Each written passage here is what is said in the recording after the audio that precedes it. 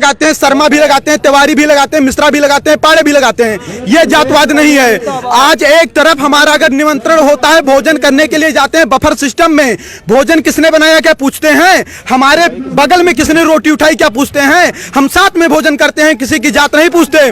हम एक कॉलेज में जब एक मिनट ध्यान से, जब हम कॉलेज में एडमिशन लेते हैं और किसी भी बच्चे से मित्रता करते हैं तो उसकी जात नहीं पूछते।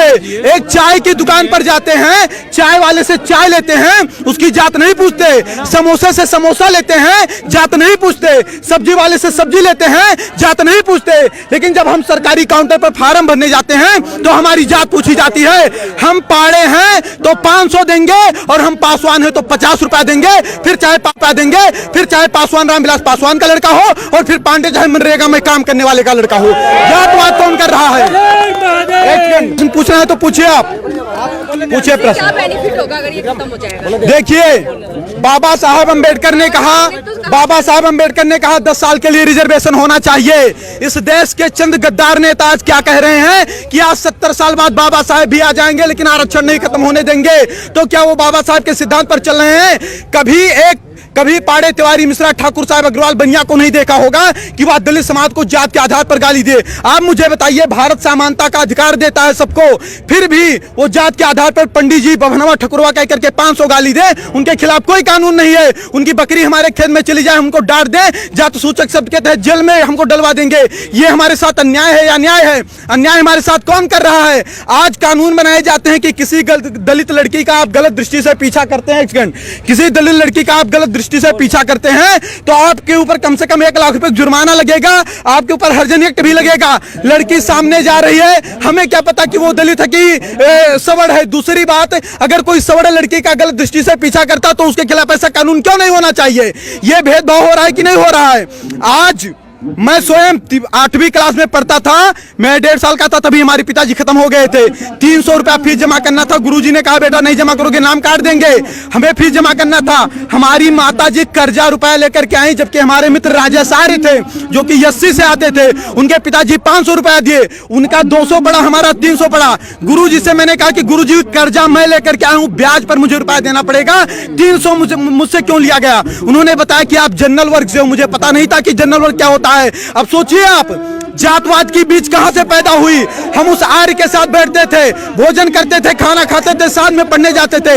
हमने जातवाद नहीं किया, लेकिन हम पाड़े थे इसलिए 300 रुपया लिया गया, हम ब्याज पर लेकर आए थे, भुखमरी के कगार पर थे, ये हमसे नहीं पूछा गया। जात के आधार पर तो शोषण हमारा हो रहा है 70 साल। आप बताइए, एक छोटी सी बात बताइएगा, भारत का संविधान कहता है, एक वहां देख के बोलो ना, भारत का संविधान कहता है कि अगर किसी का बाप 302 करेगा तो उसकी सजा उसके बाप को मिलेगी, बेटे को नहीं मिलेगी। सही कह रहा हूं, गलत कह रहा हूं? अगर मैं किसी का मर्डर करता हूं तो उसकी सजा मेरे भाई को मिलेगी या मुझे मिलेगी?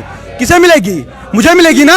तो सोचिए, 1947 के पहले जो शोषण हुआ, ना शोषण करने वाले जिंदा हैं और जिनका शोषण हुआ ना वो जिंदा हैं। फिर उसका बदला 1999, 92 और 95 में पैदा होने वाले बच्चे से क्यों लिया जा रहा है?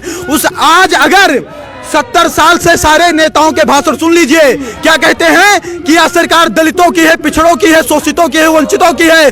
फिर भी 70 साल से दलित दलित है, शोषित शोषित है, वंचित वंचित है। तो इसका जिम्मेदार सरकार है कि सवर्ण है? इसका जिम्मेदार संविधान है कि सवर्ण है? सवर्ण के ऊपर कैसे आरोप लगाया जा सकता है? हम नरेगा में काम करें, हम मजदूरी करें, हम ठेला लगाएं, लेकिन पंडित जी हैं इसलिए मुझे अच्छे स्कूल में एडमिशन नहीं मिलेगा, 90% लाकर मुझे फेल कर दिया जाएगा।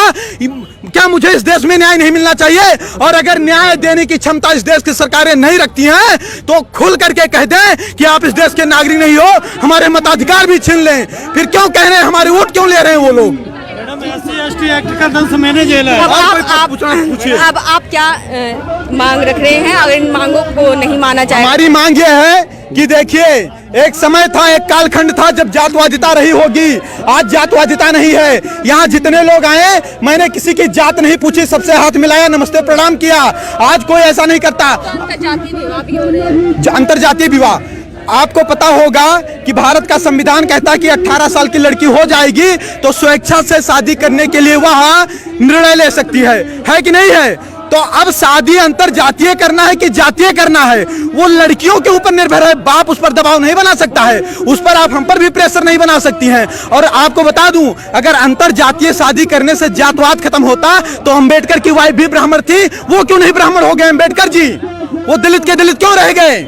रामविलास पासवान ब्राह्मण क्यों नहीं हो गए? वो दलित के दलित क्यों हैं? ये चंद लोग मलाई काट रहे हैं। आज गांव का गरीब दलित गोबर और मिट्टी में पड़ा है और दलित का मुद्दा उठाने वाले लोग मर्सिडीज से चल रहे हैं। उसके बाद उनका शोषण वो करते हैं। 22.5% दलितों का रिजर्वेशन, क्या उसमें कोई सवर जा सकता है? नहीं जा सकता। उसका लाभ कौन ले रहा है? दलित ही तो ले रहा है। अगर कहीं पर आरक्षित सीट आती है तो वहां चुनाव कौन लड़ेगा? दलित ही तो लड़ेगा, सवर तो लड़ नहीं पाएगा। फिर उनका अधिकार कौन खा रहा है? 56,000 करोड़ अनुसूचित जात के लिए और 39,000 करोड़ अनुसूचित जनजात के लिए। ये जात के आधार पर बजट है। अगर जात के आधार पर ये बजट आए तो उन्हीं के जात के लोग खाए कि हम लोग खा लिए? फिर आरोप हमारे ऊपर कैसे लगाया जा रहा है कि हम उनका शोषण कर रहे हैं? ठीक है, और कोई बात हो तो बताइए। हम ये बताना चाहते हैं, देखिए हमारी सरकार से, देखिए हम इस देश के नागरिक हैं। हमने कभी तोड़ फोड़ नहीं किया, हमने कभी किसी का विरोध नहीं किया। हमने एक सेकंड बोलने नहीं दीजिए ना, 1 मिनट रुक जाइए, 1 मिनट रुक जाइए, कुछ बोलने दीजिए ना। हमने कभी सरकार के खिलाफ आवाज नहीं उठाई, हमने कभी तोड़ फोड़ नहीं किया, हमने बस नहीं जलाए, हमने ट्रेन नहीं फूकी। हमारी मांग हमेशा शांति से रही है।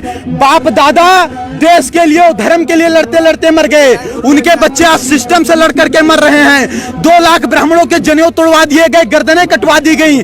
12-12 साल के राजपूत बच्चे, उनकी माएं तिलक लगा करके युद्ध क्षेत्र में भेज देती थी, तब हमारा धर्म बचा। हम देश और धर्म के लिए लड़ते लड़ते मर गए, हमारे बाप दादा मर गए। आज हम सिस्टम से लड़कर मर रहे हैं। क्या इसीलिए लड़कर मरे थे?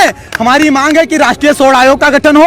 सभी में गरीबी होती है, जात के आधार पर आरक्षण न होकर आर्थिक आधार पर दीजिए और SC/ST एक्ट में जांच की व्यवस्था हो। क्योंकि अगर हमें अधिकार नहीं है जात सूचक शब्द के तहत किसी दलित को गाली देने की, तो किसी दलित को भी अधिकार नहीं होना चाहिए कि जात सूचक शब्द के तहत हमें गाली दें। बार बार कहते हैं 5000 वर्ष से शोषण किए हो, तुम यूरेशिया से आए हो, यूरेशिया चले जाओ। क्या इनके बाप का देश है? अगर इनके बाप का देश है तो मंगल पांडे जब गोली चला रहे थे तब कहां चले गए थे लोग? कहां चले गए थे लोग? सपोर्ट कर दिया, आना नहीं पड़ता यहाँ। और कोई बात होगी तो बताइएगा, हम अपने मुद्दे पर तटस्थ हैं और अगर कहीं किसी को समस्या होगी तुरंत बताइए। तो आपने देखा यहाँ पर जो है आरक्षण जो है जातिगत आरक्षण नहीं होना चाहिए, यहाँ पे मांग की जा रही है। नई दिल्ली के जंतर मंतर पर तमाम लोग आकर के यही कह रहे हैं कि जातिगत आरक्षण नहीं होना चाहिए और SC/ST एक्ट जो लगाया गया है, जो बनाया गया है, इसमें सुधार होना चाहिए। क्यों है कि इन सब चीज़ों को जो है सरकार इस पे सुनवाई करे, इस पे संज्ञान ले जो ये मांग रहे हैं। और जेठेरी जी जो है रामलीला मैदान में उनका आमरण अनशन चलता रहेगा। जो इनकी मांगे हैं वह पूरी होनी चाहिए। इन्हीं मांगों के